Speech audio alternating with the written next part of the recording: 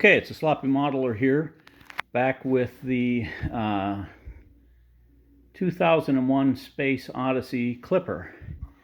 And this is from Meobius Models, and you would think this is a very simple model to do, not a lot of pieces, but getting that brilliant white and then getting that glass in and adding these decals on the top and bottom were quite the challenge, along with hand painting that back exhaust right there.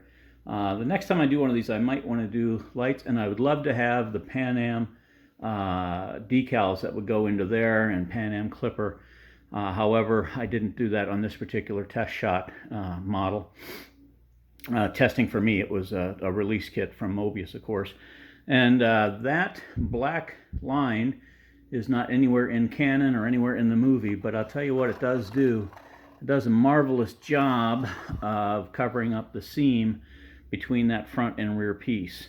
And frankly, that worked out just fantastic to do that. And it kind of looks like it goes with the model.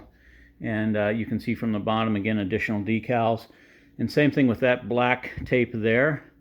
Again, same thing. It does an excellent job of covering up a seam where you don't want to spend hours trying to fill that and pull it together. So sometimes the sloppy modeler works with a quick cheat, and it worked out pretty nice. You've got the actual front of the cockpit there, and that is the 2001 Space Clipper from Meobius Models. And this is the sloppy modeler saying, we'll see you next time.